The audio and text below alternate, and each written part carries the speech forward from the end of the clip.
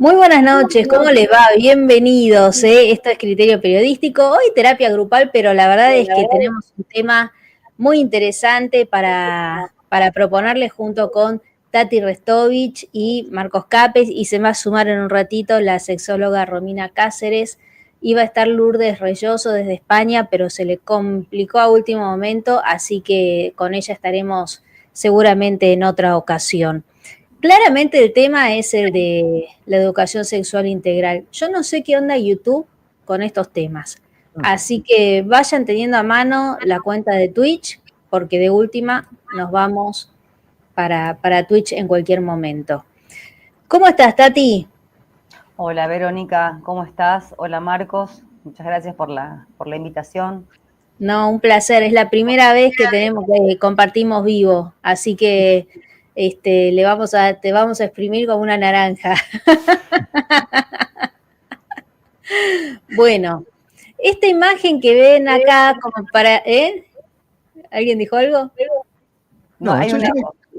Hay un eco. ¿Viste? Es el eco mío. Yo no dije nada, ¿eh? No, pero es el eco mío que yo pensaba que era.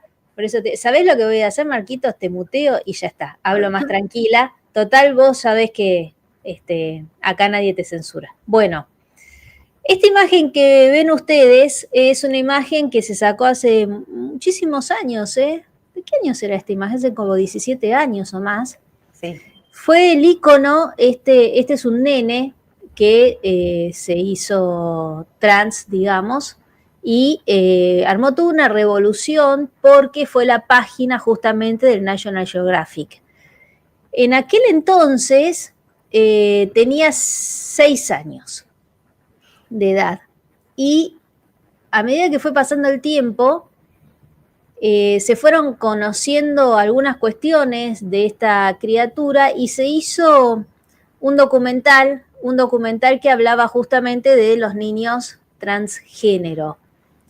Esta es una parte de ese documental cuando todavía era bastante chiquito, acá tenía 7 años, se llama Avery Jackson, creo que es, a ver. Sí, ¿no? Avery Jackson. Y aquí vamos a ver algunas pequeñas partecitas cortitas donde lo van a escuchar a él hablar, a él o a ella, perdónenme, porque yo todavía no manejo muy bien cómo queda la cuestión. Pero esto es parte del documental. Hi, I'm Avery, and I'm 7 years old. I like to climb trees, be a ninja, pretend I'm animals. Tengo 7 años de edad, soy Avery, a mí me gusta disfrazarme de ninja, subir a los árboles. And all sorts of things. I like pretending I'm people from games. I like playing with my brother. And juego a ser de personajes cuando juego con mi hermano. Yeah, that's what I like to do. Sí, es lo que hago. And oh yeah, I'm transgender. Ah, y sí, soy transgénero. Esto es parte del documental y acá es para que lo vean al niño, vamos a decirlo así, en movimiento, ¿no? A mí me parece bastante extraña toda esta situación. Ustedes vayan analizando el lenguaje corporal de lo que estamos viendo hasta que venga por lo menos Romina y nos aclare un poco de cosas.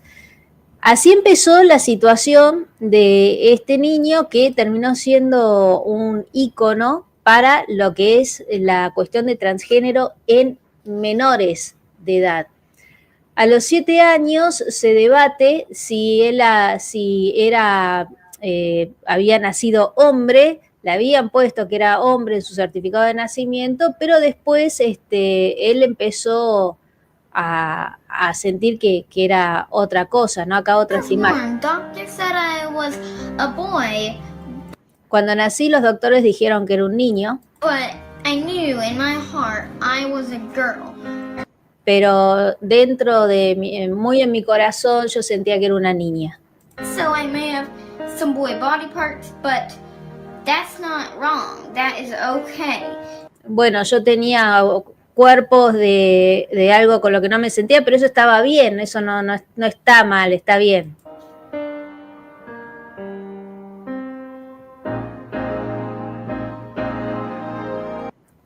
Bueno, acá una foto de cuando era bastante más pequeño, que de 7 años, que la que veíamos la primera.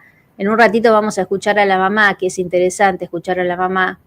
Acá no sé si repite lo mismo, a ver. Sometimes I like playing as like an animal or a ninja or a princess, but that doesn't mean my mom and dad should treat me like it. Like, it's just make believe. Even though I was a girl, I was afraid to tell my mom and dad because I thought they would not love me anymore and they would throw me out and stop giving me any food or anything.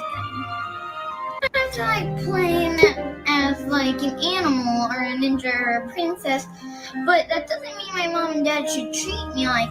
Bueno, me gustaba vestirme así, que me traten así. Like, it's just make believe. Even though Pero era solo como que era solo un juego, ¿no? Como una simulación. I was a girl, I was afraid to tell my mom and dad because I thought they would not love me anymore and they would throw me out and stop giving me any food or anything. Bueno, y no me animaba a decírselo a mis padres por miedo a que me dejen de querer. Sometimes I like playing as like an animal or a ninja. Y después, hola Romy, ya te vamos, ya te doy pie, ¿eh? Y acá tenemos otra parte del documental, acá ya está más crecida o crecido Avery, y empieza a ver algo raro. Quiero que vean los gestos, todo lo que sucede, ¿no? En este ambiente familiar. Esto forma parte del documental. In Washington, D.C., we actually go and meet with our senators and representatives. After we do that, we go and sit and sell some of Avery's books for a little while.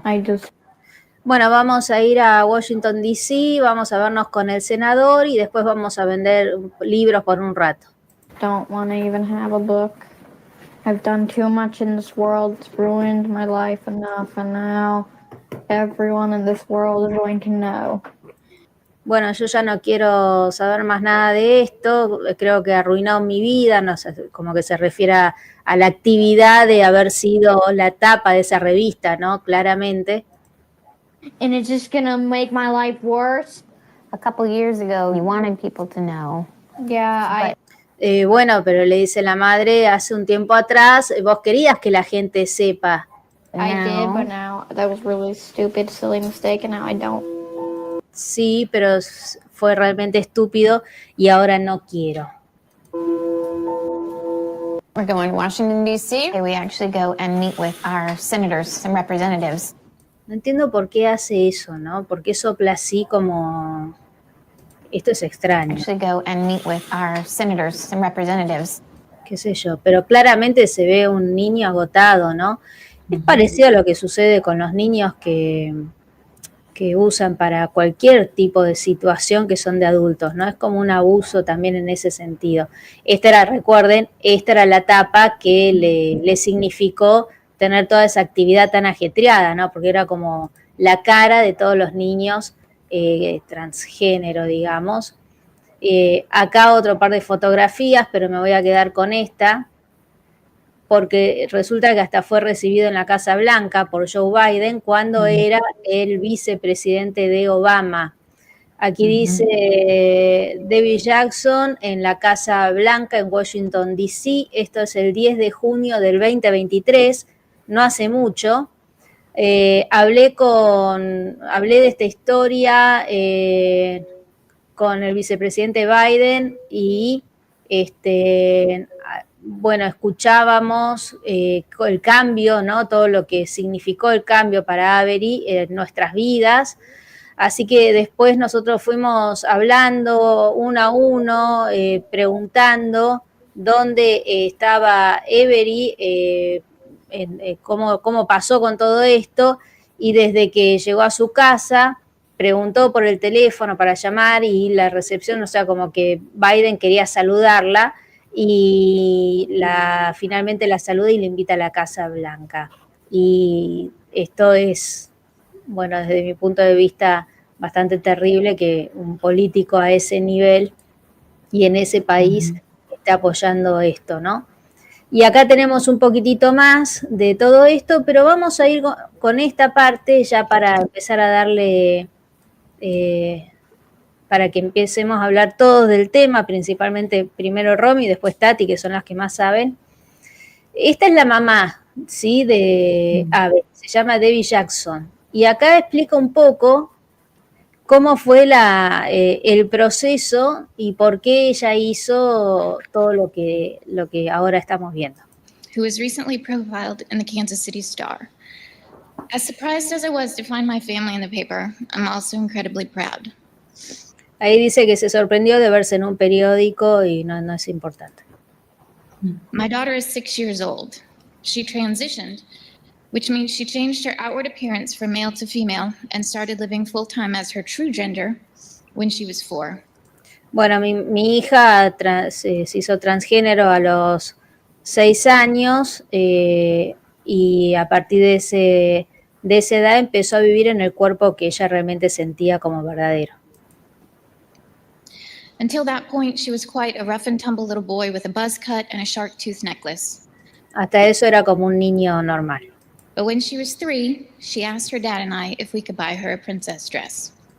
Hasta que, bueno, un día cuando ella tenía 3, creo que dijo, me pidió que le compre un vestido de princesa.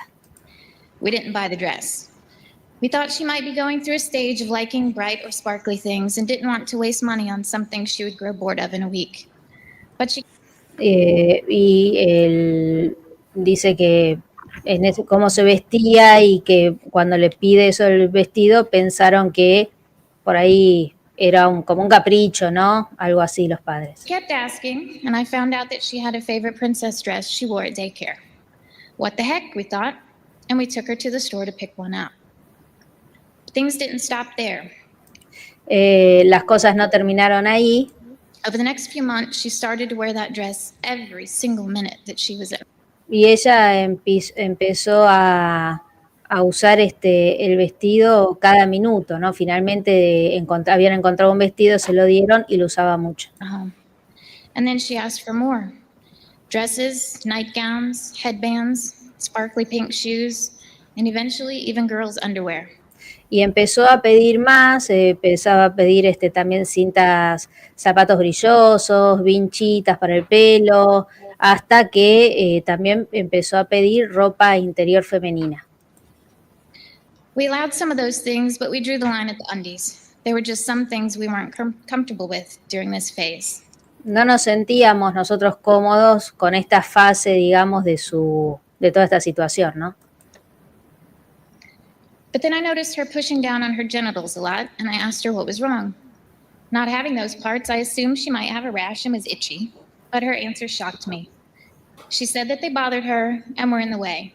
She wanted them gone. Thank God for Google, because Y acá lo que dice es que como que se empezó a sentir tan incómoda que se tocaba sus partes íntimas y era como que las quería fuera de ahí. I immediately jumped on the computer and typed in a search. 4-year-old boy says genitals should be gone. Así que inmediatamente fui a internet y busqué información, ¿no? Y se dio cuenta que era una cuestión transgénero. What came back was a very short list of results, but they all pointed to one thing. My child might be transgender. Así que termina diciendo que después de muchos resultados de búsqueda, era que su hijo podía ser transgénero.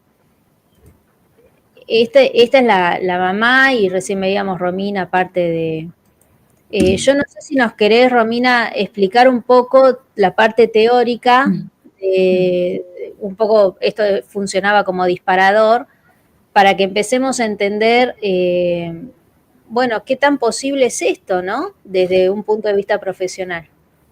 Bueno, hola Vero, ¿qué tal? Buenas noches. Hola Tati, hola Marcos, hola a todos. Tati, te conozco de las redes, es un gusto. Hola Romina, igualmente. Bueno, Vero, a ver, primera cosa que se me viene a la mente cuando escuchaba a esta madre hablar. Vos sabés que todo este fenómeno de la mal llamada niñez trans, sociológicamente está, y hay muchos analistas, psicólogos que se han dedicado a estudiar este tema a nivel social, como fenómeno social, está muy relacionado, muy particularmente, con otro fenómeno, que no quiero dejar de nombrarlo porque me parece muy importante para entender esto en un contexto social, en el contexto en el que vivimos actualmente, con el fenómeno de las madres narcisistas. ¿Bien? ¿Por qué? Porque esto tiene que ver con todos los procesos de cambios sociales que hemos atravesado, ¿sí?, en los últimos 70 años particularmente, que por supuesto que son ingenierizados. Eso quiere decir de que no se dan en un contexto natural, no es que surge espontáneamente en un grupo, sino que son ingenierizados culturalmente, y se puede rastrear esto buscando quién financia siempre estos movimientos culturales. Pero particularmente cuando analizamos siempre epidemiológicamente el tema de la supuesta niñez trans, muy llamativamente está este perfil de madres, que no siempre se da, eso es importante rescatarlo, y que tiene diferentes características según el caso, pero es muy particular cómo siempre se da o es muy común epidemiológicamente hablando con el fenómeno de las madres narcisistas.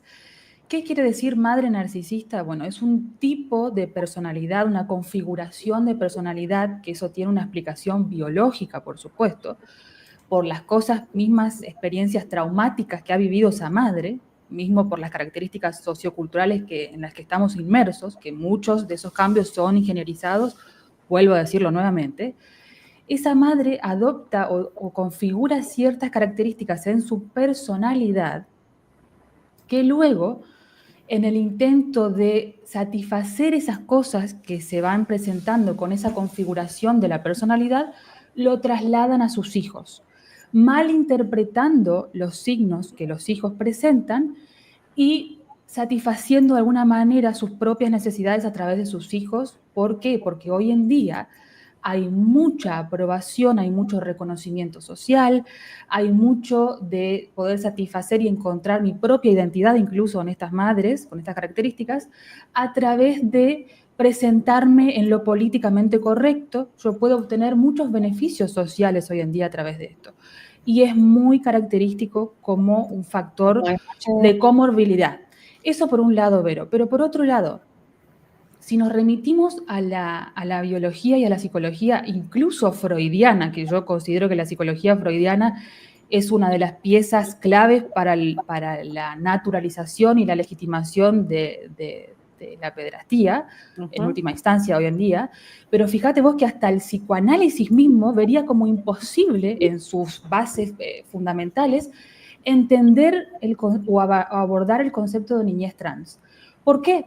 Porque, por ejemplo, el psicoanálisis, y esto yo sí coincido, explica que la investigación natural de un niño sexual, de las diferencias sexuales, comienza recién a partir de los 4 o 5 años. Su propia investigación para empezar a entender recién a esa edad las diferencias anatómicas y biológicas entre niños y niñas. Y que eso para el psicoanalista es el inicio de la estructuración psíquica, porque ahí el niño entiende que, bueno, ellos teorizan sobre la castración y demás. Pero recién ahí, Vero, comienza lo que para un psicoanalista, por ejemplo, sería la estructuración psíquica a partir de la investigación que empieza el niño, que yo coincido, recién comienza a partir de los 5 o 6 años y termina en la investigación biológica más básica, porque en realidad la psicológica se da hasta los 21 años, con la pubertad. Por ejemplo, hay un registro también muy interesante de que las niñas recién con la menstruación, con la menarca, tienen el registro psíquico de la vagina, por ejemplo.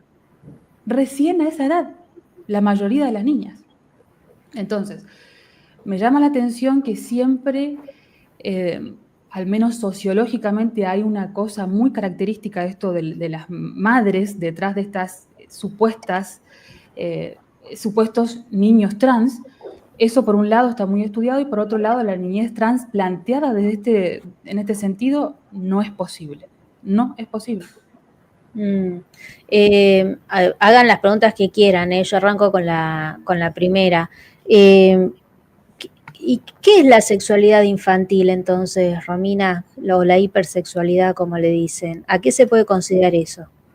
Bueno, es una pregunta muy interesante, Vero. Vos sabés que cuando uno empieza a investigar los orígenes de lo que hoy tenemos como educación sexual, nos remitimos a la Conferencia Internacional por el Desarrollo y de las Poblaciones y Desarrollos en el Cairo.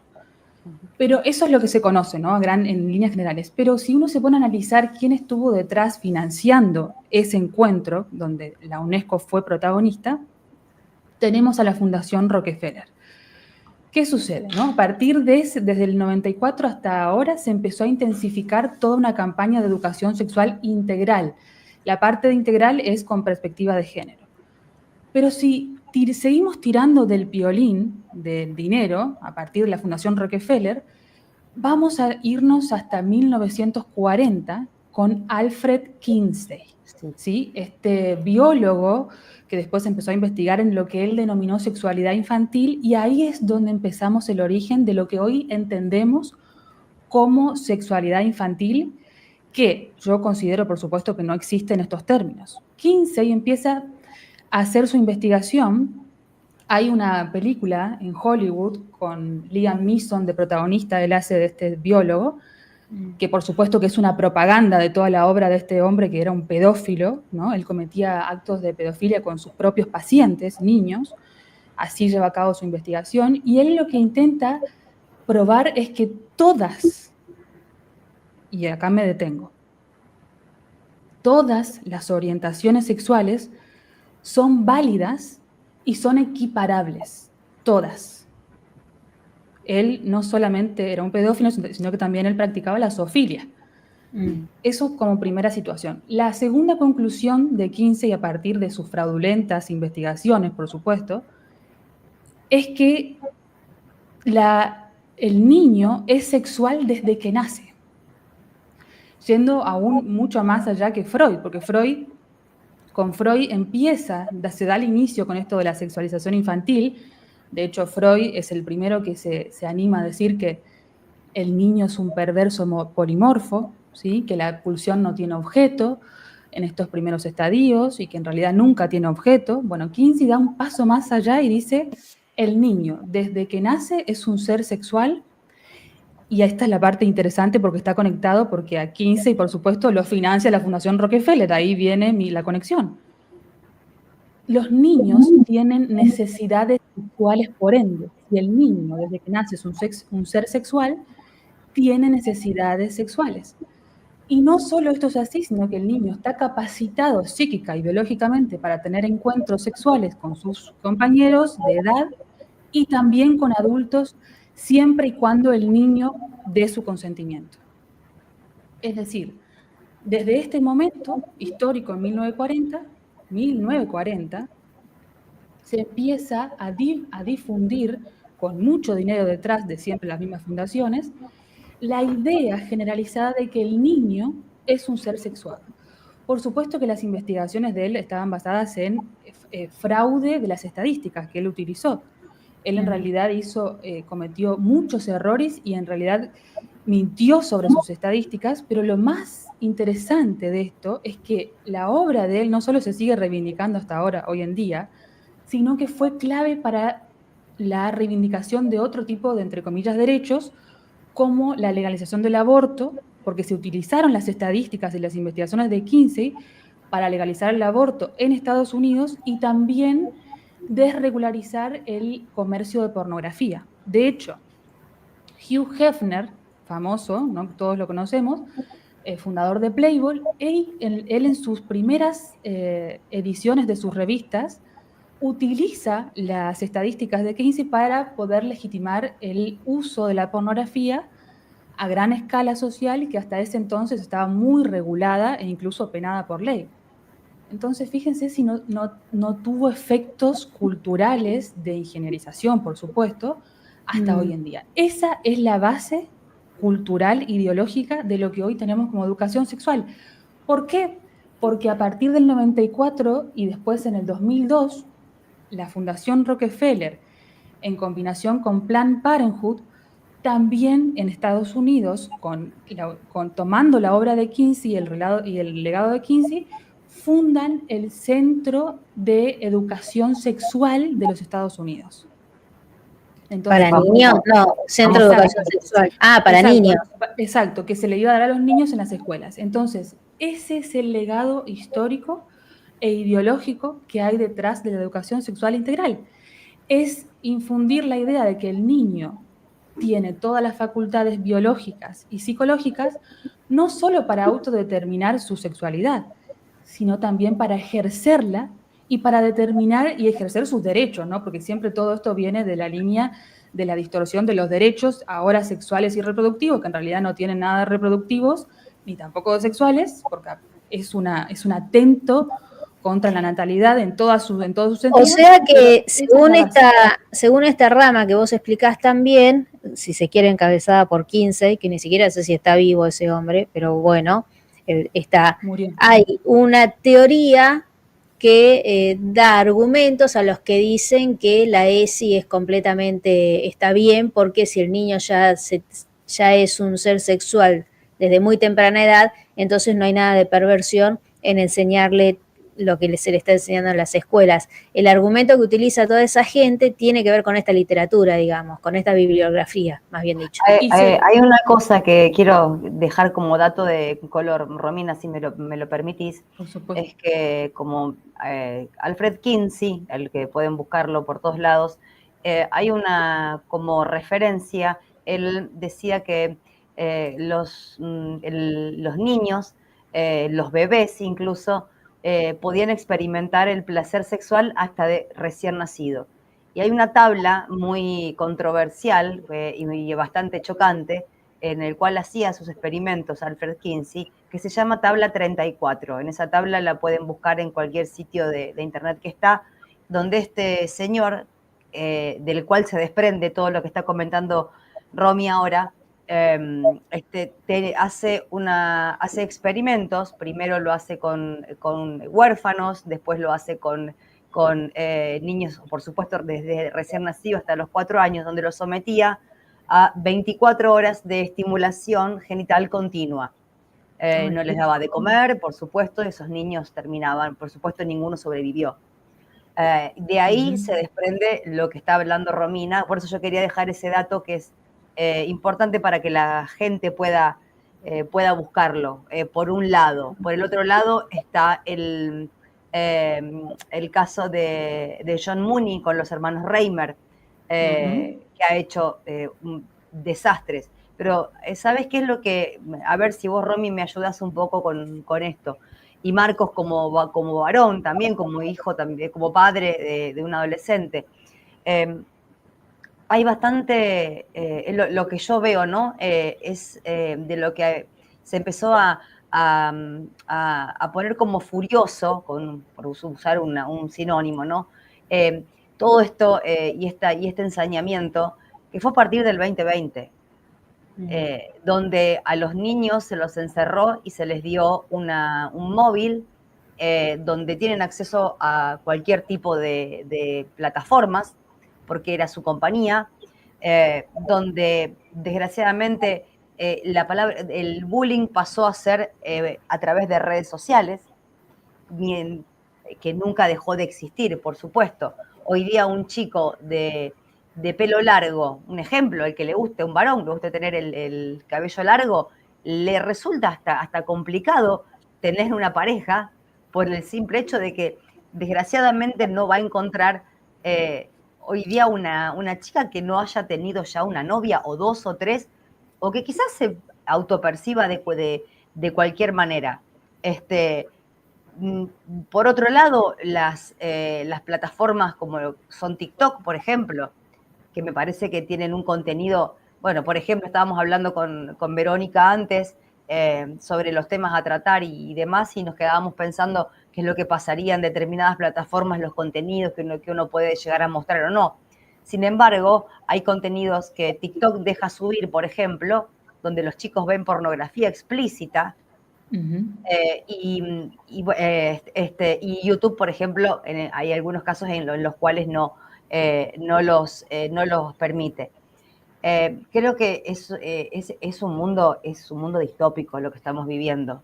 Pero que tiene una línea de teoría que está, dicen, no, pero este profesional, como nos contaba Romina, avala esto. Y entonces, para que los padres tengan a ver, quiero hacer una pregunta práctica antes de ir a lo que me mandaste, Tati, que está buenísimo lo de la ESI.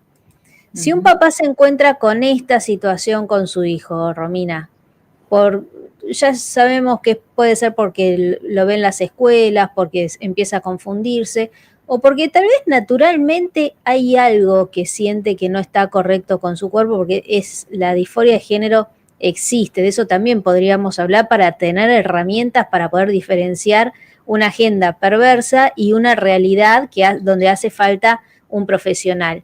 Pero un papá se encuentra con esto que vemos ahí, esto que todo el mundo entiende, ¿no? De qué se trata. Descubren al nene maquillándose escondidas, no saben qué hacer y deciden ir y comprarle maquillaje y qué sé yo. Pero acá nunca ponen en el clip que van a un psicólogo para tratar de hablar del tema con un profesional. Pero bueno, ¿qué hace un papá ante esta situación, Romy, con un chico, supongamos, de 7 años, 6 años? ¿Cómo deberían reaccionar los padres? ¿Qué herramientas tienen que tener a mano? Bueno, Vero, muy buena pregunta. Lo primero que yo le diría es que les quiten el celular a ese niño. Pero quiten quiere decir que le quiten por completo.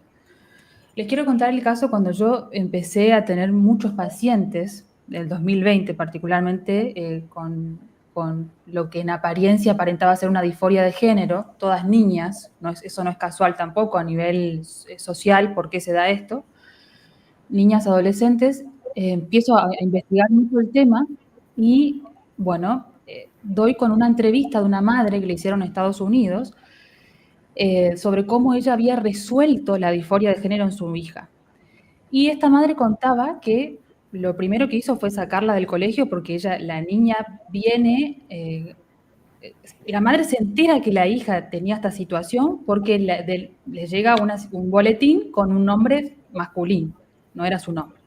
Entonces la madre recién ahí se entera y recién se da cuenta que el colegio, la institución había actuado a espaldas de la madre y de la familia y había empezado a nombrarla como con su identidad de género, ¿no? Su supuesta identidad de género. Entonces lo primero que hace la madre, muy acertadamente creo yo, es sacarla del colegio, por supuesto, y sacarle el celular. Y empieza a entender qué era lo que estaba detrás.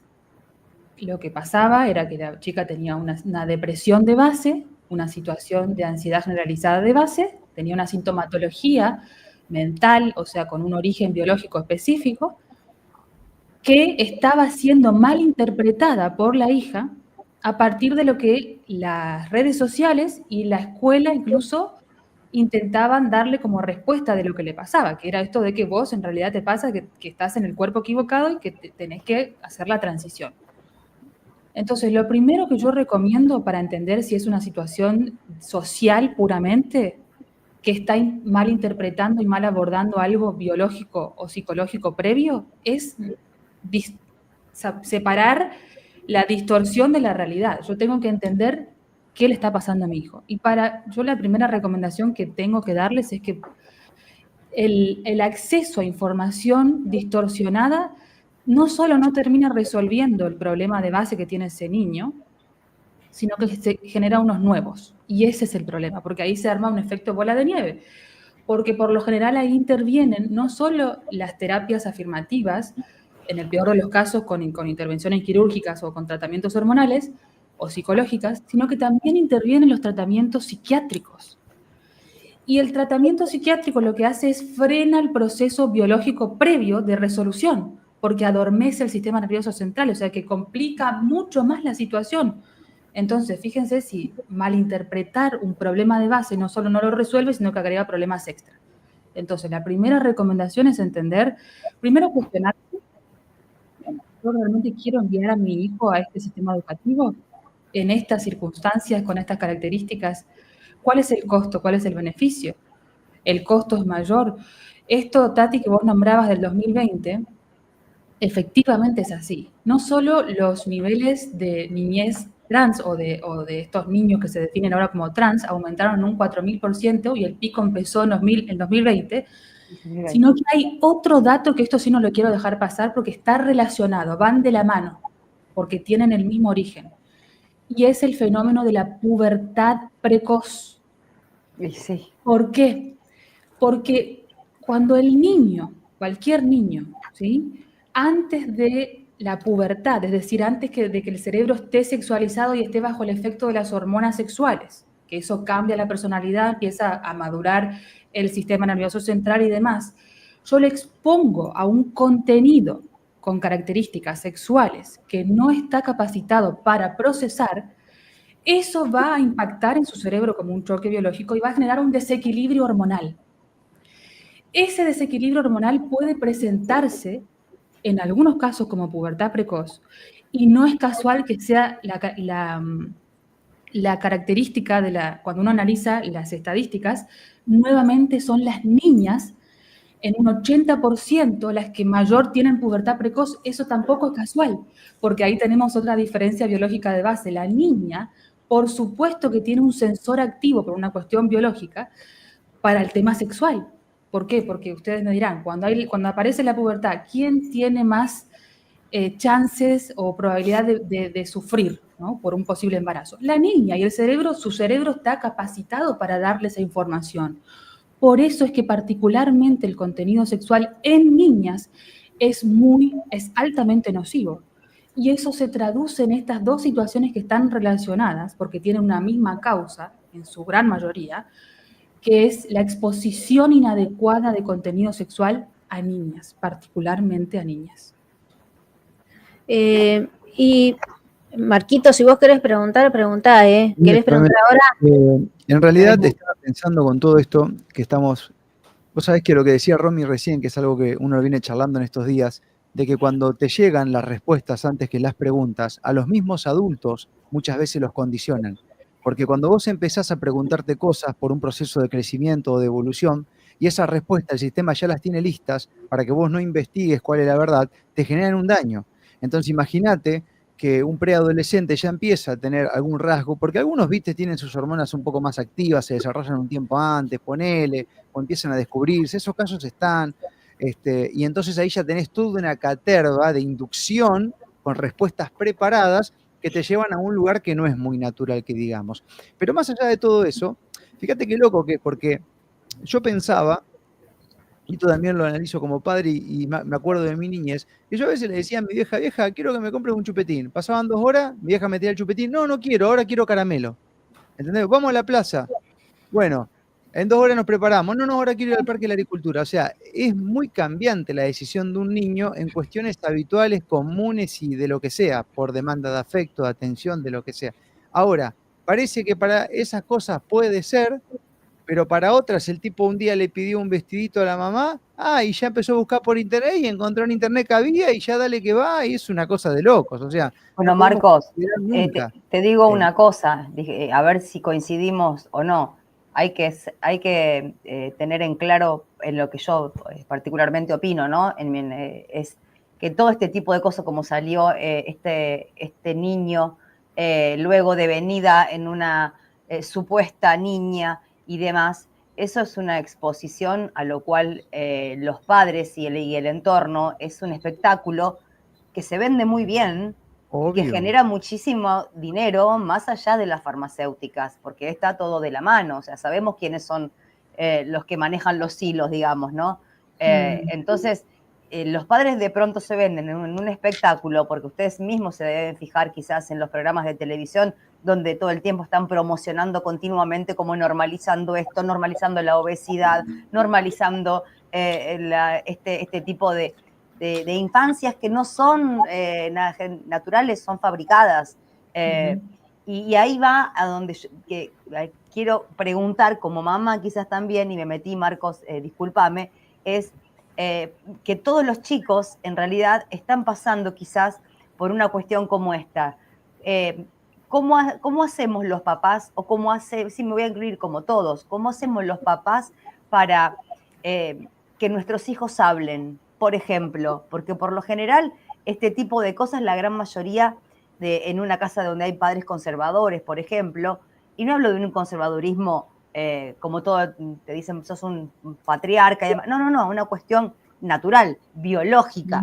Y estos niños están expuestos a este tipo de contenidos, y se sienten entre eso que vos decís, que quizás es normal que oscilen en alguna cosa u otra por el hecho de su desarrollo hormonal y demás, pero no logran exteriorizarlo. ¿Cómo hace un papá? ¿Qué herramientas podemos usar, Romy? Bueno, es muy buena pregunta, Tati. Primero, yo recomiendo un libro que está muy bueno, de Abigail Shrier, que profundiza ella sobre el tema de la niñez trans y qué pasó actualmente con esto de interpretar todo ahora como trans. Algo que por ahí, como Marcos decía, esto de que por ahí se podían, un niño le puede gustar, no sé, tal vez jugar con las muñecas, o a una niña le podría jugar con la pelota, juegos tal vez biológicamente más masculinos o en reglas generales más masculinos. Y eso no era interpretado como una señal de ninguna manera de que esta persona tenía un problema, sino que esto era parte normal de su desarrollo. Claro, esta es la disconformidad de roles, que no tiene nada que ver con la identidad de género, ¿no? Qué bueno, hay que hacer esa diferencia, Romy, hay que explicarla bien. Exactamente, y ahora la explicamos porque yo también tengo una opinión respecto de eso. Pero ¿cómo se puede hablar con los hijos? Bueno, primero entender su sexo. Primero, las niñas, por regla general, hablan más que los niños. Eso no lo digo yo, lo dicen todos los estudios que se han hecho en todo el mundo. Eso quiere decir que siempre que arroja varios estudios el mismo resultado, da una conclusión universal. ¿Sobre qué? Sobre la diferencia sexual. Todos los estudios que se han hecho... ¿Cómo? Este es un ejemplo. Este es un ejemplo. Exacto. Agradece que estás. Agradece que estás. Me dejo hablando en automático. Exacto. Muy buena, Marcos. Este es un ejemplo. Exacto. Entonces, entender las propias diferencias sexuales entre niños y niñas para poder abordar una estrategia de acercamiento.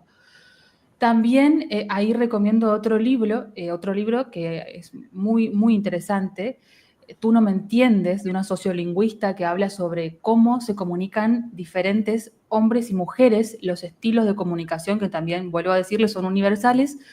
La mujer, por ejemplo, la niña tiende siempre más a una manera de comunicarse a partir de la empatía, de la comprensión del lugar del otro. Entonces, empezar por ahí. El niño es más resolutivo y tiende más al pensamiento de resolución de problemas. Entonces, entrarle por alguna situación particular a resolver que tenga, entonces, o incluso resolviendo algo, porque eso también es algo interesante, hay muchos cambios hormonales que se dan en hombres y en mujeres, niños y niñas, incluso antes de la pubertad, diferentes, cuando hay un problema.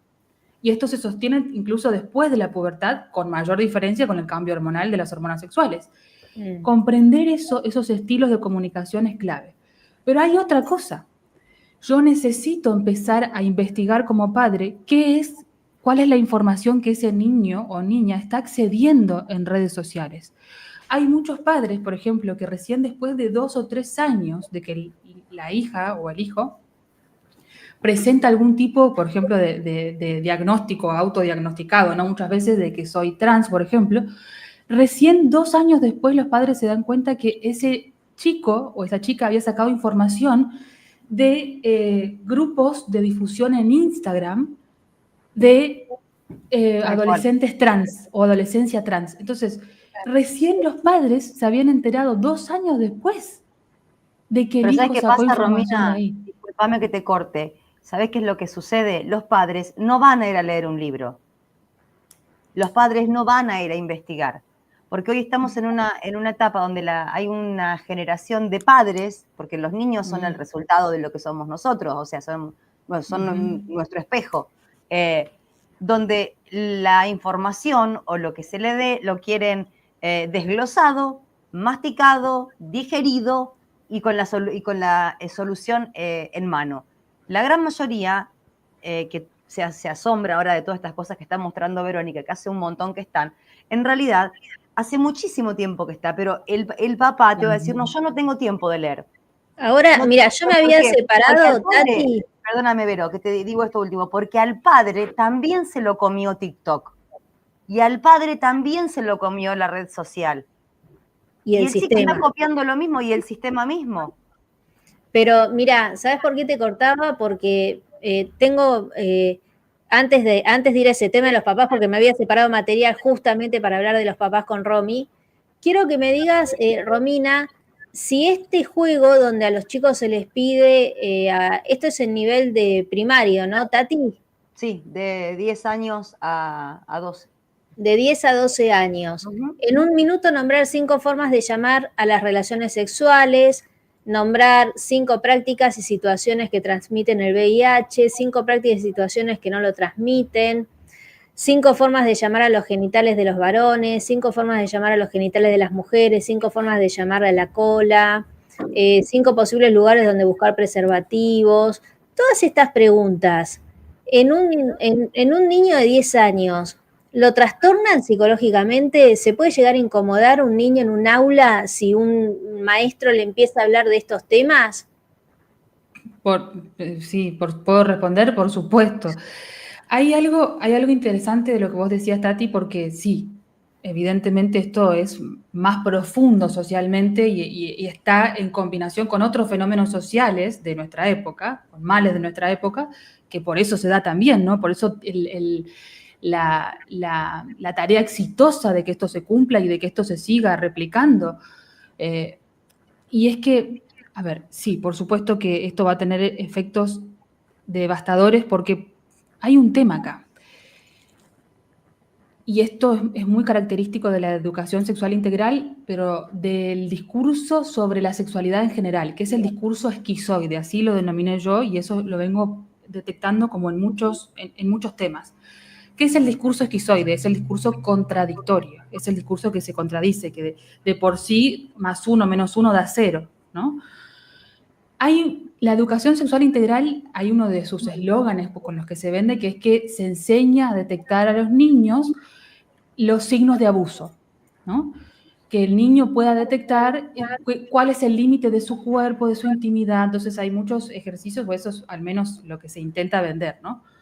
Pero este tipo de actividades, cuando uno las analiza, y otros tipos, por ejemplo, que yo he leído, manuales o actividades donde el pedagogo tiene que pedir en grupo que expongan en voz alta las cosas que le excitan a las mujeres, 7 años, cómo se excitan los varones, cómo se podría llegar a un orgasmo con 7, 8 años, ¿qué es un orgasmo? Que es una polución nocturna, le preguntan a niños de 10 años. Exactamente. Entonces, eso es una contradicción en sí misma. ¿Por qué? Porque por un lado son eufemismos que eso es manipulación psicopática del manual. Se intenta vender con eslóganes muy lindos y muy lógicos, muy del sentido común, algo que en realidad tiene otros fines y que en realidad termina siendo contradictorio en sus bases. Discúlpame que ahí Verónica está pasando. Para, Verónica, soy un segundo. Fíjate en esas preguntas.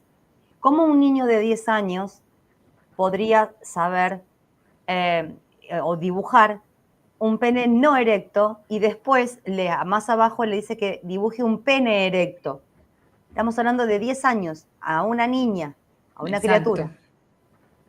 Exactamente, es imposible. Eso de por sí ya sería una situación traumática. O sea, un niño no puede desear algo que no conoce. ¿Por qué es traumática, Romina? Porque, viste, después a nosotros nos tratan de conservadores, de chapados a la antigua, y no tenemos herramientas para responder por qué nos escandaliza esta situación. Porque quedamos como eso, quedamos como un grupo de personas que se escandalizan porque no nos hemos modernizado. Yo quiero herramientas con la que un padre puede explicarle a un docente cuando va al colegio a exigir que no pase esto con su niño o con su niña, ¿qué conceptos tiene que utilizar? ¿Cómo le explicás vos a la maestra? No, yo no soy un tipo chapado a la antigua, yo me parece que esto está mal. ¿Y pero por qué? No sé, te dice el padre, no tienen esa herramienta, ¿entendés? Bueno, hay algo importante a explicar, un concepto importantísimo para mantener una salud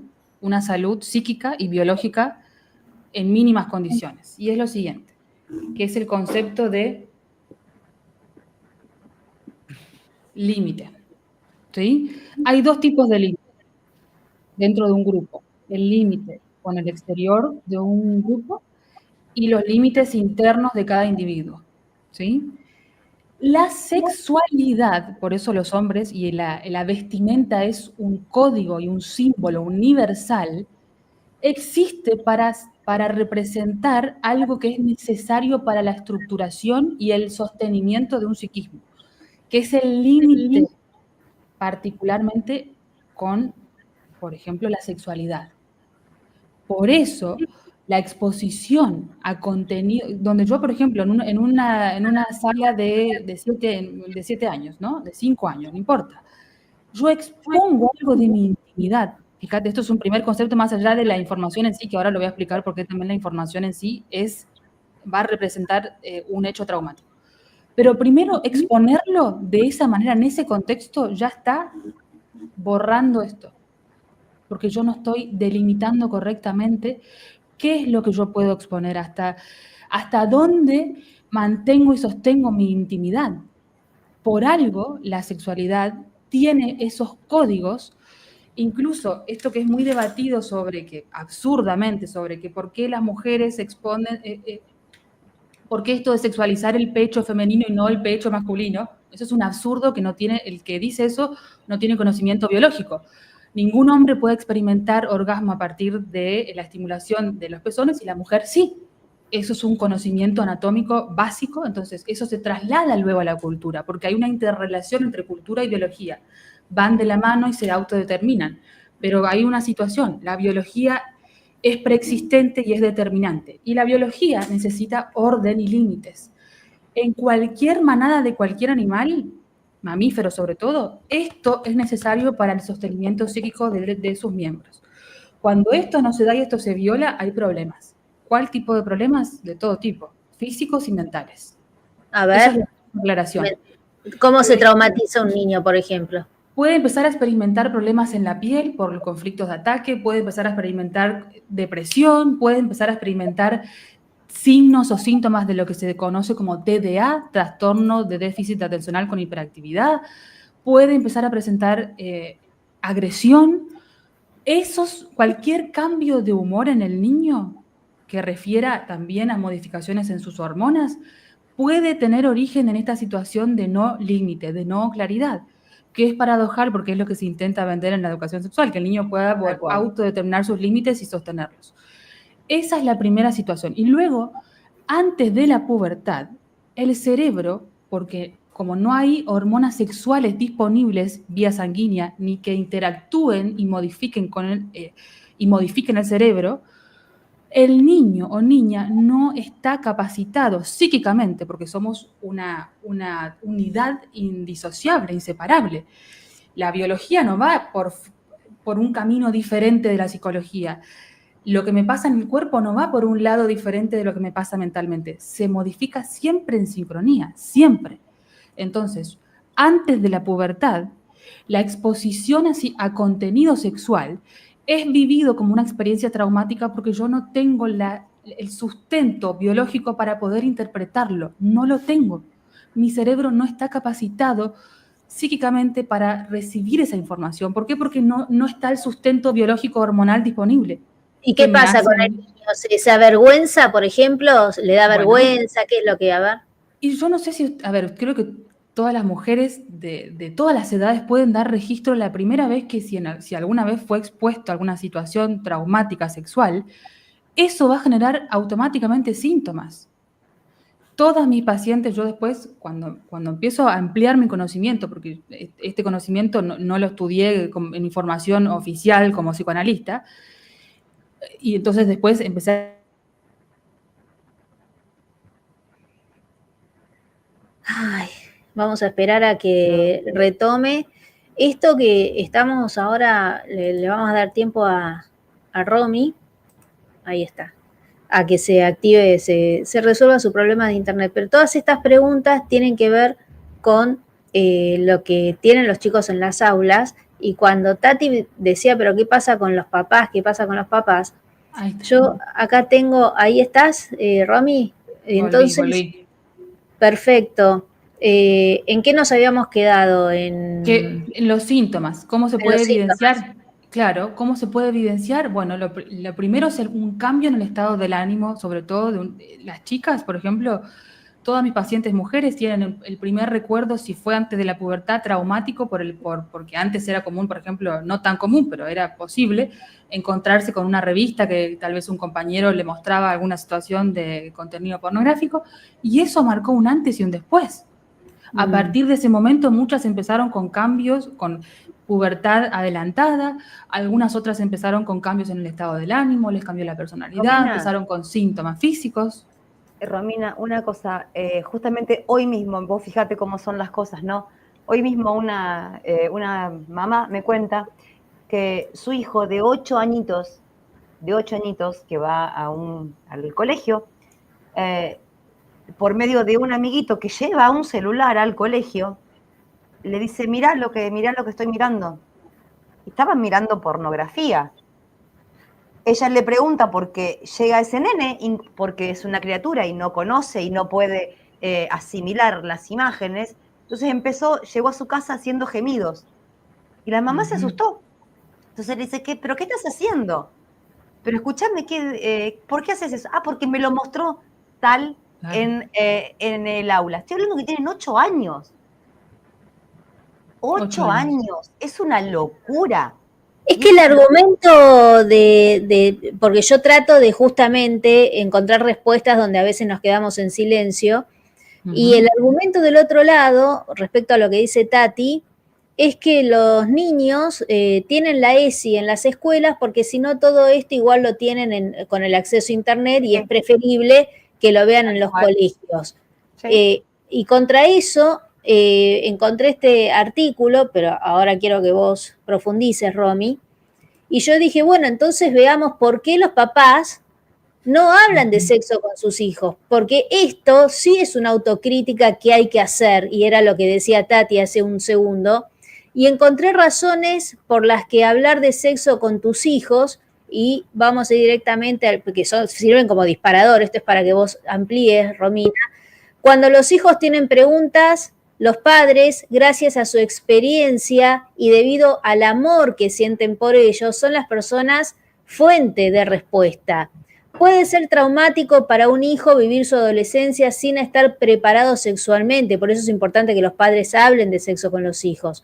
Los hijos necesitan aprender sobre sexo. Mejor recibir educación de los padres que recibir mala educación de los medios de comunicación. Cuando los hijos no tienen suficiente información, son fácilmente influenciables. Hablar de sexo crea confianza entre padres e hijos, y los hijos necesitan disfrutar plenamente de su sexualidad sin miedo ni inseguridades. Así que me parece que sería interesante, Romina, que les des a los papás tips o herramientas para que aprendan a hablar de sexo con sus hijos. Me imagino yo, vamos a poner chicos de 10 años, ¿no? Para ir contra esta situación que sucede en la ESI y tenerlos más armados, incluso para que cuando el pibe se encuentra con esta nueva información, tenga una base ya de familia, ¿no? Como mínimo. Así es, sí, por supuesto, la comunicación es clave, siempre lo ha sido y más en estos tiempos, para contrarrestar la manipulación y toda esta información ingenierizada que tiene efectos en la salud de los hijos. Eso es importante entenderlo. Esto se traduce en síntomas en los niños, no es cualquier cosa. Entonces hay que estar primero atentos a los síntomas de los hijos. Cambios en el estado del ánimo, cuándo aparece, cómo vuelve de la escuela, esto que vos contabas, Tati, cómo vuelve en su estado de ánimo. Algunos al que otro tienen día, fobias, otros que no comen la comida que comían antes, otros que tienen enuresis, otros que tienen pánicos nocturnos, por ejemplo. Mirá vos. Así Y es. son síntomas muy parecidos a cuando un niño es abusado, ¿no? Sexualmente. Digo. Exactamente. Por Yo supuesto, porque se vive lo mismo. sostengo que llevar, tener un niño en un colegio hoy día, como se está manipulando este tema, y es manipular, porque están manipulando la mente de los más indefensos de esta manera, porque les sale más barato a las grandes farmacéuticas. Es un abuso constante y es como si lo violaran sistemáticamente 5 días a la semana. Coincido en que, No sé, con que es Romina, abuso, coincido lo con que veo es abuso infantil, abuso sexual infantil, por supuesto, coincido, y hay que decirlo claramente, sin eufemismos y sin miedo al rechazo o no interesa. Hay que decirlo claramente. La educación sexual en estos términos, con este discurso esquizofrénico, genera sintomatología mental y es abuso sexual infantil en todas sus formas. A ver, primero yo diría estar atento a los síntomas de los hijos, primero, a partir de ahí para empezar a hablar y después preguntar mucho, preguntar si se sostiene la decisión de seguir mandando al hijo a este tipo de instituciones, bueno, preguntar qué se expone, sé que igualmente eso es un desafío porque implicaría que el padre asuma su lugar de adulto responsable, que salga del letargo infantilizado del placer a corto plazo, que eso es muy difícil, pero bueno, sería el desafío, ¿no? Involucrarse activamente con la información para poder contrarrestarla. ¿Por qué? Porque hay información que tal vez no es indicada y no es autogestionada por el niño todavía porque no tiene la maduración biológica para hacer esas preguntas, pero tal vez ya se la dieron a la información. Entonces, ¿ahí qué hago? Bueno, la contrarresto con otra contrapartida. ¿Qué recomiendo yo? Hay muchos autores que dentro de lo que se conoce como línea de psiquiatría o psicología evolucionista, hay un montón de cosas con las que yo no coincido, sobre todo el aspecto darwiniano que le dan al asunto, pero hay muchas cosas interesantes que se plantean en entender las diferencias sexuales psíquicas de hombres y mujeres en el aspecto reproductivo. Y eso sí es clave. ¿Por qué?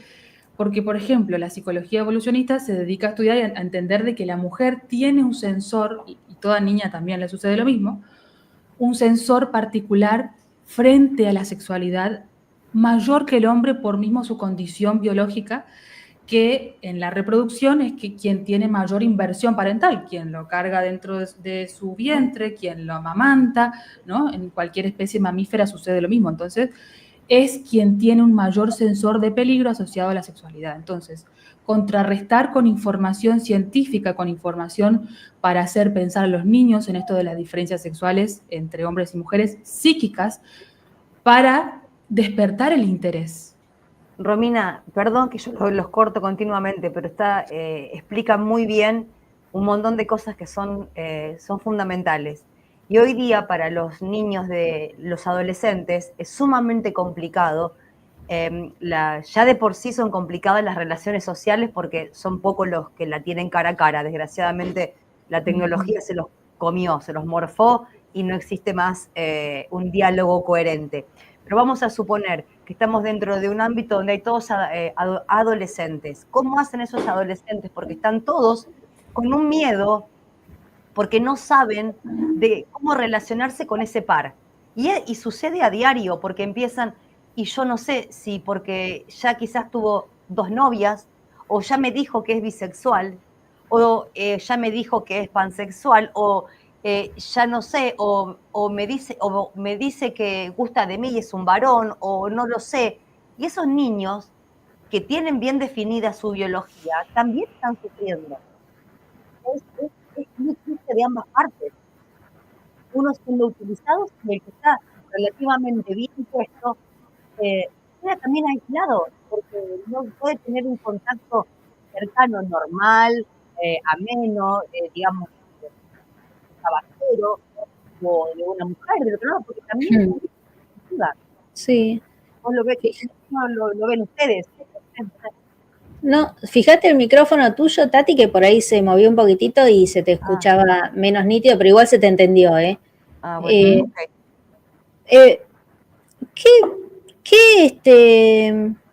¿Cuándo entonces, qué pasa si a un niño le hablamos de sexo antes de tiempo? Ya lo explicaste, se traumatiza de esta manera. ¿Y qué siente el niño hablando de estos temas con sus padres y no en un ámbito escolar? A ver si hay alguna diferencia entre lo que puede ocurrir en una educación sexual en la clase y lo que puede ocurrir en la educación sexual en la casa. ¿El niño se siente más seguro con sus padres?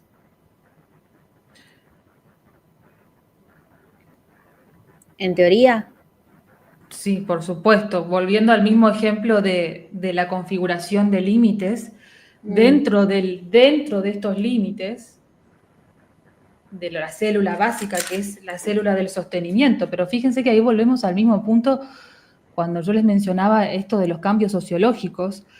La desintegración de la familia como célula fundamental donde los niños crecen fuertes también tiene que ver con esto, porque sí, evidentemente, Vero, el lugar ideal para formar a un niño en sus límites, que por ejemplo el aspecto de la sexualidad tiene que ver con esto del límite de explicar uno de los aspectos íntimos de la persona con el que luego nos relacionamos, ¿sí?, con otras personas.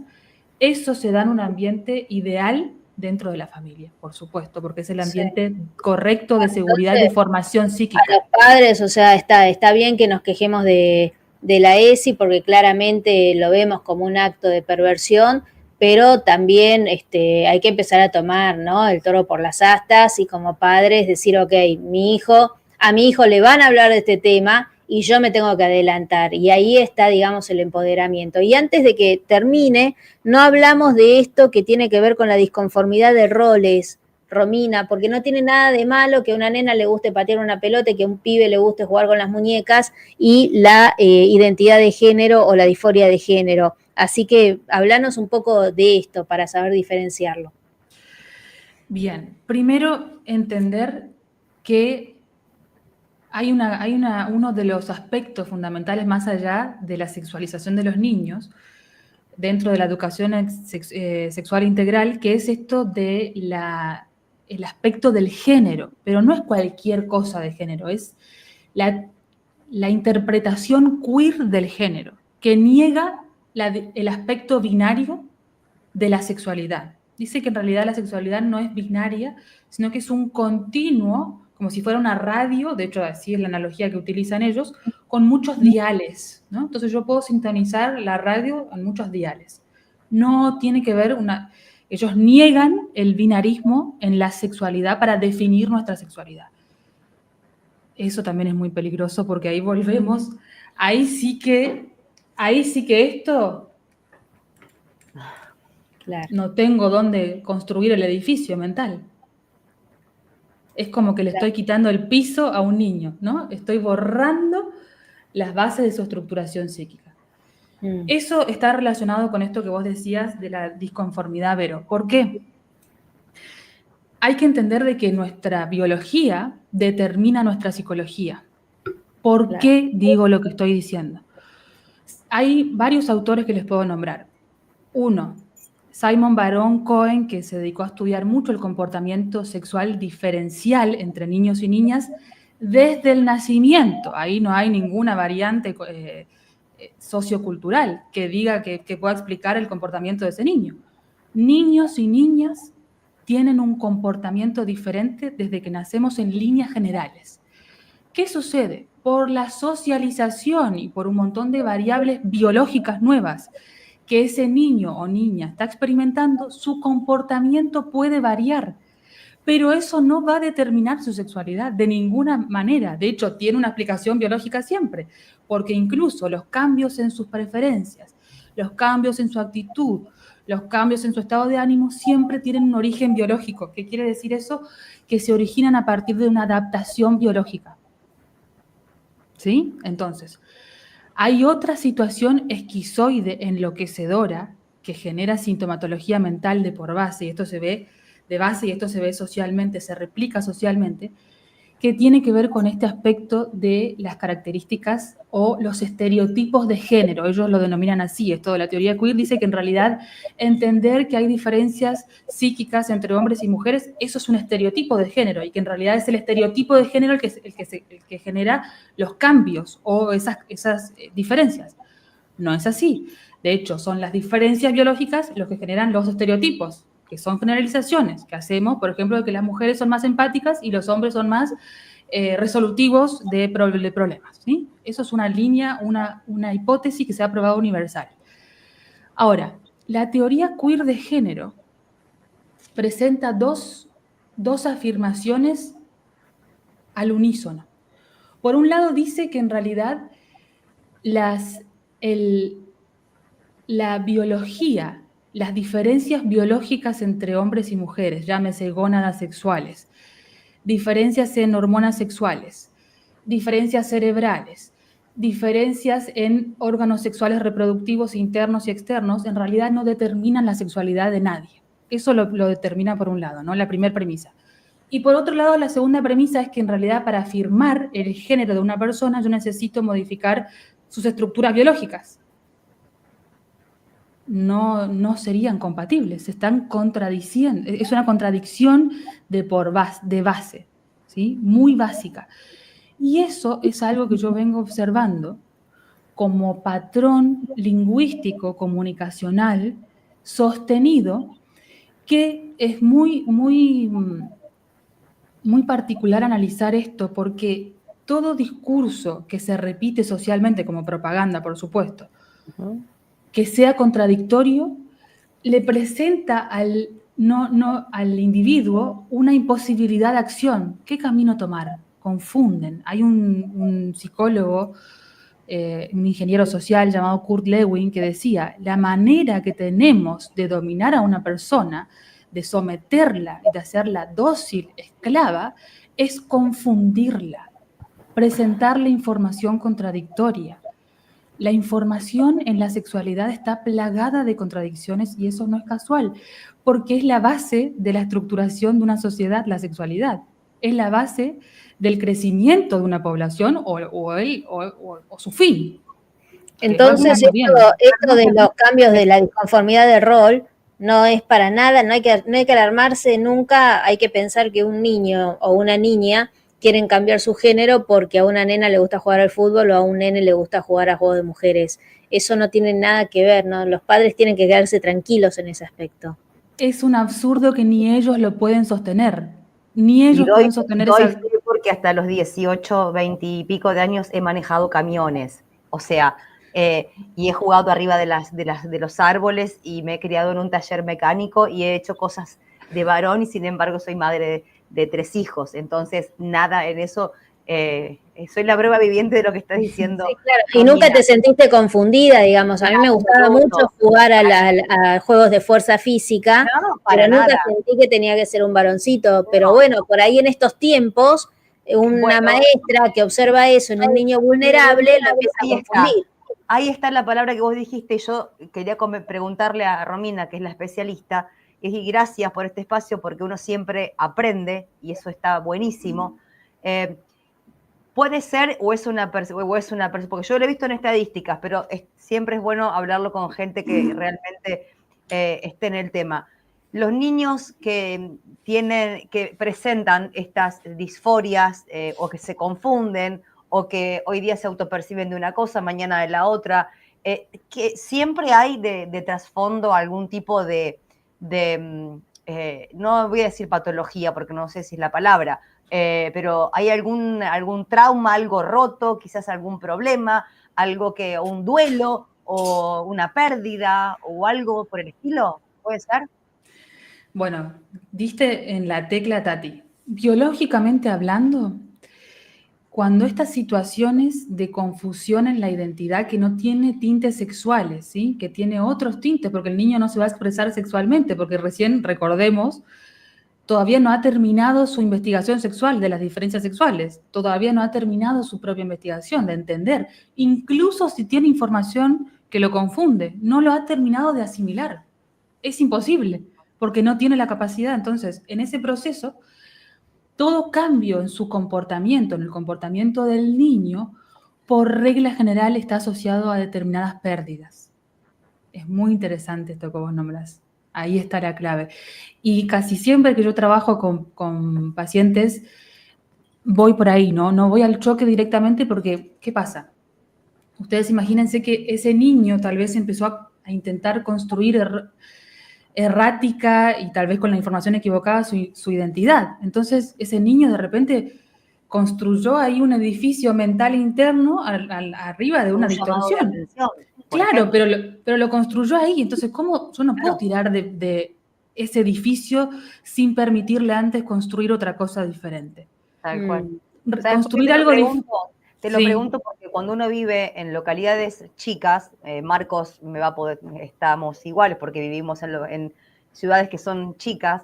Yo nací en un pueblo muy chiquito, entonces es como que todo se ve magnificado y uno se entera mucho más rápido de todas las cosas o le presta más atención a determinadas personas, como también me mirarán a mí o a mis hijos, por supuesto. Pero uno siempre, y es más, tomé ese común denominador porque me parecía, digo, ¿cómo puede ser? Pero claro, entonces de golpe iba y tenía a una, no puedo dar nombres, pero bueno, iba y había alguien que había una separación, el otro había un duelo, en el otro había un hermanito recién nacido. Pero ojo, y perdón que te corte, Tati, pero se me está yendo el tiempo y tengo otro entrevistado, que igual nos podemos quedar todos, ¿eh? Acá Verónica Pañez, que siempre nos escucha, y gracias, Vero, por tus aportes, dice: yo soy mujer trans, tengo 54 años, no tuve problemas familiares y desde que nací me sentí mujer. Así que la última pregunta, Romy, es justamente esto. Háblanos de lo que es la disforia de género cuando realmente existe en una persona, para que los papás también tengan herramientas en este sentido. Recomiendo la obra de Kenneth Zucker, un psicólogo canadiense que antes de la explosión de este tema, hay que entender de que hubo un cambio poblacional muy interesante, que cuando se dan esos cambios poblacionales tan marcados, la razón es que siempre fue ingenierizado. No es casual que Vero tengas esa edad, y entiendo que en su momento nació biológicamente hombre y ahora se identifica como mujer. Sí. Históricamente, la disforia de género, la transexualidad, el transvestismo, era un fenómeno masculino, es decir, de personas que nacieron biológicamente hombre y luego empezaban su transición social, demás, en un determinado momento de su vida, ¿no? Algunos daban registro de que en realidad siempre se sintieron así. Yo entiendo que en algún momento hubieron ciertos cambios que generaron eso, ¿no? Sobre todo en la niñez. Pero hubo un cambio poblacional muy interesante, que eso es la pista social de que fue ingenierizado esto, que no se dio natural. Y es que hoy en día estamos hablando de que este 4000% que aumentó Sí, la situación de la que estamos hablando, ahora seguro que ya vuelve Romy. Sí, volvió. ¿Querías decir algo mientras tanto, Tati? Yo me quedé pensando en que los chicos, por estadísticas y por una cuestión de que uno va leyendo y va aprendiendo, desde los 3 años en adelante es como se empieza a tener algo de memoria. O sea, nadie puede nacer sintiéndose de otra manera, o sea, desde el momento del nacimiento. O sea, creo que hay una barrera. O sea, quizás puedo estar equivocada o no, sabrán los expertos. Siempre pienso que hay algo, pienso no porque lo escucho y porque lo leo y leo a gente que sabe, que puede haber situaciones que son inducidas de manera hasta subliminal, sin siquiera uno darse cuenta de que está siendo persuadido. Sí, es posible. A ver, Romy. Entonces, yo estaba, disculpen que se cortó, estoy con problemas de internet. Entonces, lo que yo les estaba comentando es que este cambio poblacional nos da la pista social de que de que en realidad no se dio naturalmente ese cambio demográfico, sino que fue ingenierizado por la presión social y la información, porque es muy abrupto. En menos de 10 años tenemos un cambio poblacional demasiado radical. El 90% de las niñas, en realidad hoy se sabe, son las que presentan esta sintomatología o este cambio, esta discordancia entre su sentir, su percepción y su realidad biológica. Eso Sí. por un lado.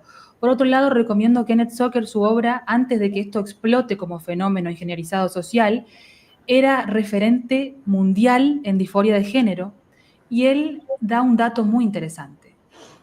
El 85% de los casos de disforia de género en niños registrados, a sus 18, 19 años, cambia por completo o desaparece esta situación de disforia de género. ¿Bien? Sí. Si el niño evoluciona sin intervención médica, sin intervención psicológica que moldee eso o que lo distorsione, eso se resuelve para los 18, 19 años y muchas veces se conserva una elección homosexual, ¿sí? Pero no se conserva esto de la disforia de género. Claro. Eso es muy La interesante. disforia ya es cuando hay operación de por medio, cuando ya... La disforia de género es esta profunda sensación de malestar, angustia, disconformidad, esta profunda sensación de disconformidad con mi propia realidad biológica sexual, anatómica, ¿sí? Y este deseo por cambiarlo o rechazar esta situación biológica. Eso Kenneth Zucker nombraba para los 18, 19 años, se resolvía solo. Y eso da cuenta de que efectivamente la situación biológica que generó la sintomatología, que uno lo traduce y lo puede ver como, uno lo decodifica como disforia de género, se resolvió para esa edad. Eso es muy interesante para analizarlo porque nos da la pista de cómo tenemos que manejarlo esto.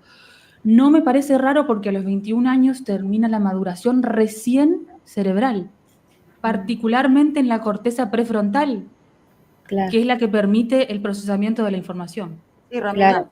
quiero decir una sola cosa nada más, porque si no me va a quedar en el tintero. Y desgraciadamente hoy día se está confundiendo y confunden a los niños con todo lo que sea natural con lo ideológico.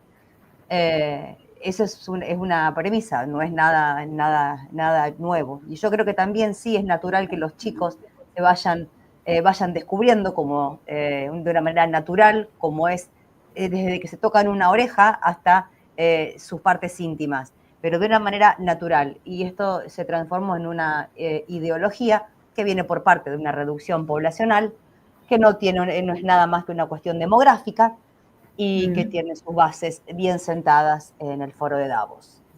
Sí, absolutamente.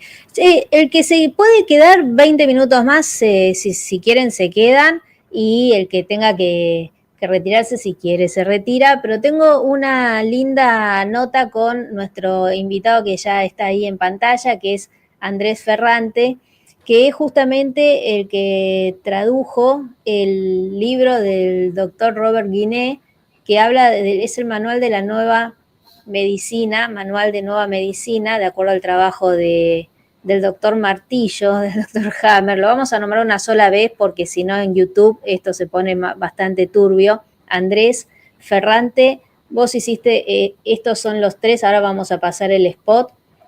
Pero quiero preguntarte, en algún momento, hablaba Hammer de esto, de la sexualidad y el transgénero?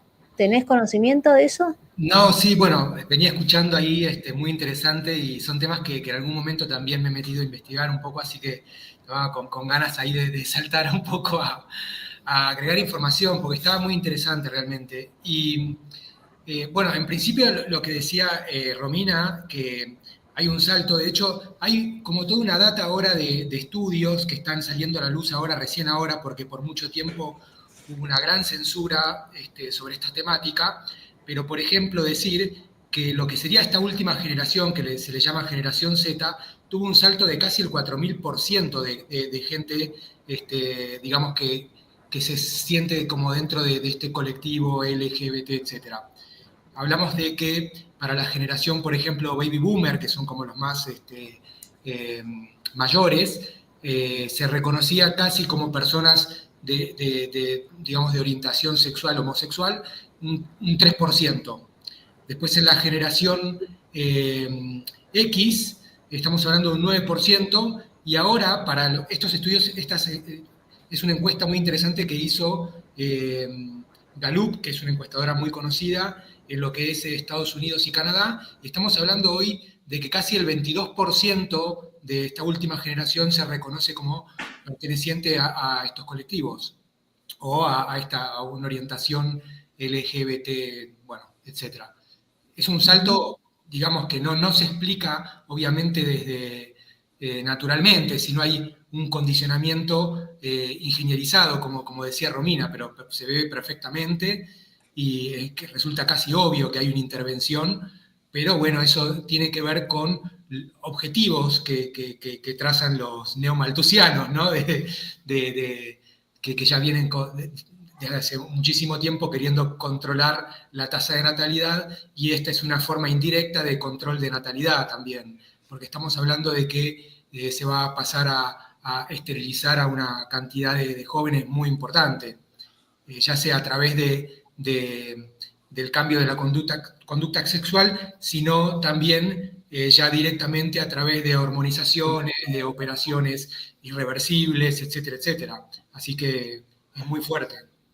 Tomo la postita un segundo, así le hacemos el aguante. Vamos a dejar hablar, Marcos. Y de paso hablo un poquito, ¿viste? Porque hoy me puse muy en modo espectador y por ahí si me aburro, ¿viste? Me aburro. Igual está recontra, re bien interesante. Lo loco, yo estaba pensando que hay un modus que se ve perfectamente aplicado acá en esto de la parte sexual, que lo vimos aplicado también en cuestiones de salud desde el 2020 en adelante. Veo que hay un modus que se repite, que es esto de crear síntomas, de convertir situaciones habituales en síntomas que traerían aparejado alguna nueva condición. Entonces es como que empezamos a tomar cuestiones habituales de la vida, y este es un mensaje que puede ir claramente para los padres, como ahora problemáticas, ¿no? Entonces, que un nene te pide un vestido ya es un indicativo, que una mujer juega a la pelota es un indicativo. Yo jugaba con muñecas, cuando era pequeño tuve ahí un suceso, hay una cuestión que después entendí que era como una especie de amor paterno que surgía en esa preadolescencia.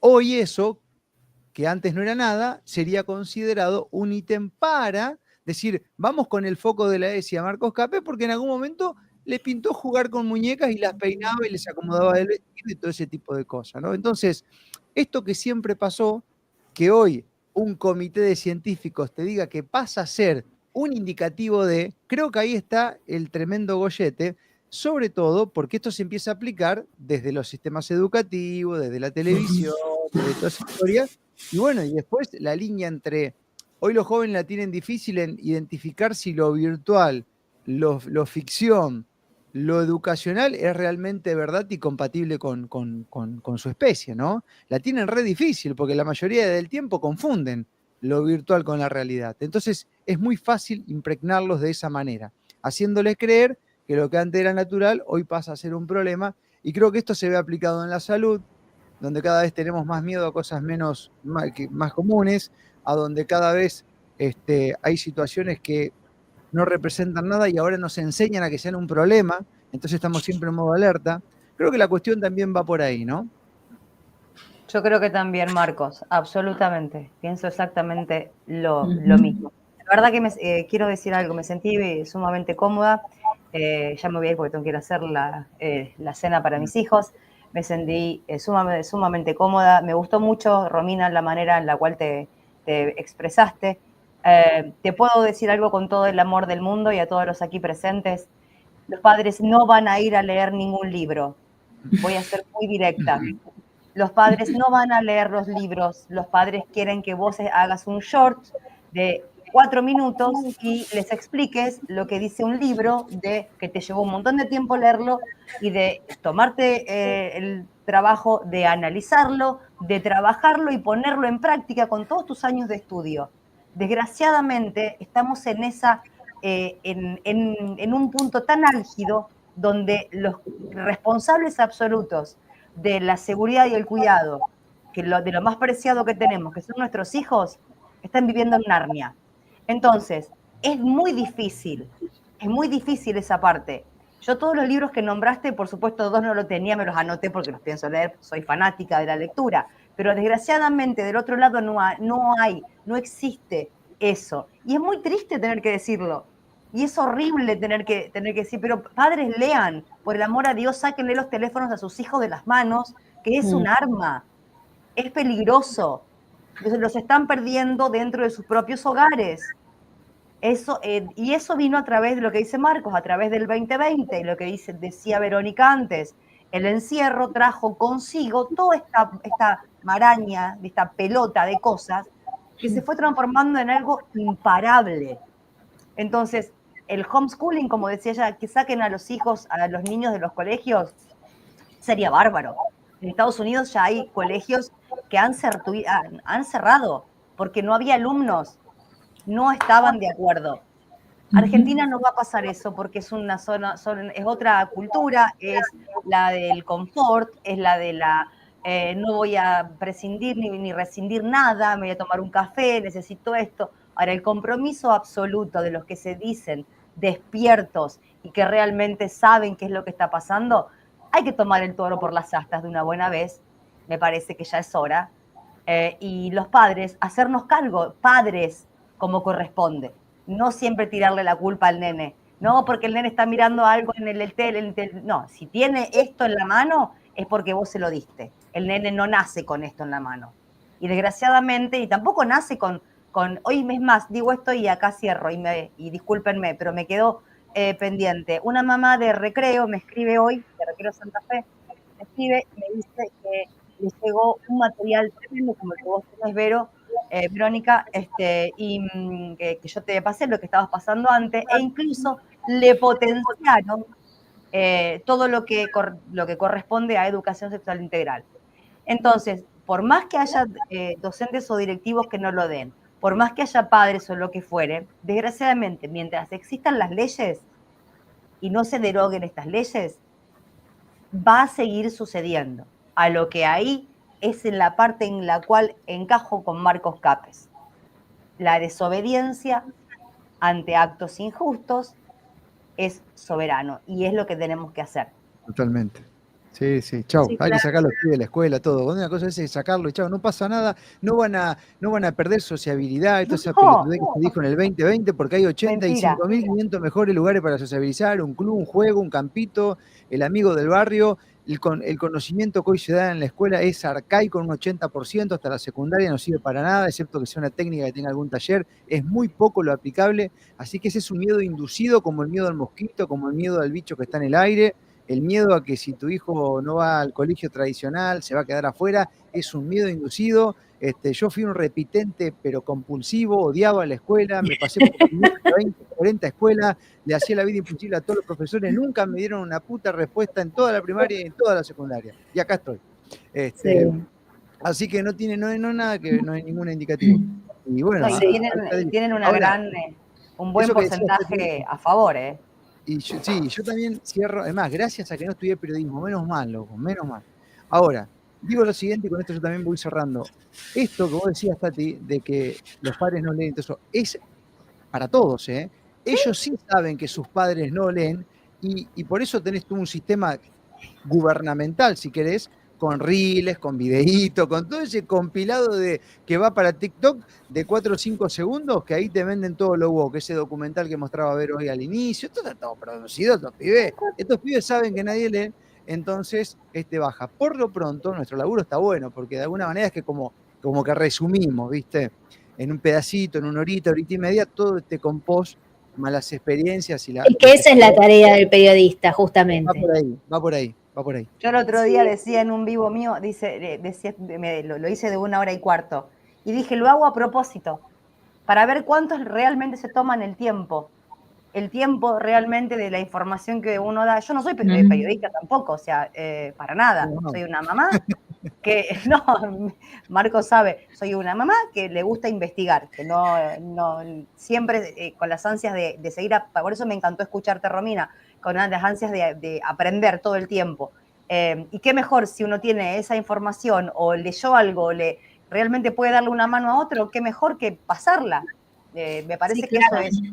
Igual haces más que eso, Tati, porque sos una mamá muy activa, así que te lo voy a agradecer públicamente porque mucho de todo esto, de lo que ahora se está hablando en la tele, gracias a vos, y no sé si alguno de los que ahora están agarrando el tema, te han agradecido, aunque sea en privacidad, pero No, es y así. esto sí lo voy a decir acá, porque seguramente acá me van a ver mucho más que en mi perfil de Instagram. El material que hoy día están en todos los medios masivos, voy a soltar el pelo, mira lo que voy a hacer. En los medios masivos de los medios masivos, hace 2 años que lo tienen. Sí. 2 años hace que tienen todo ese material, el cual ahora están utilizando. Ustedes saquen sus conclusiones. Yo les digo Bueno, que bienvenido sea que por lo Sí, menos sí, ahora se esté hablando, ¿no? que hace 2 años que está, que no hay un solo periodista que no lo tenga en su poder. Sí. Haceme un favor, Tati, antes de, ahora cuando cierres, mandame al WhatsApp la presentación tuya en la legislatura, pero la completa, no el final, la completa. Ok. Mandame que yo voy a cerrar con eso del programa de hoy. Y ya cuando termino de hablar con Andrés, cierro con eso. Mándamelo al WhatsApp. Vos querés que me sigan pegando, en realidad. No, vos mandámelo que lo dejamos completito para que vean cómo el poder realmente está en nosotros y no en ninguna agenda. Bueno, los despido Dale, a Tati y a Marquitos, pero me quedo con vos, Romy, ¿puede ser un ratito? Bueno, me quedo 10 minutos más y me voy. Dale, 10 minutos porque me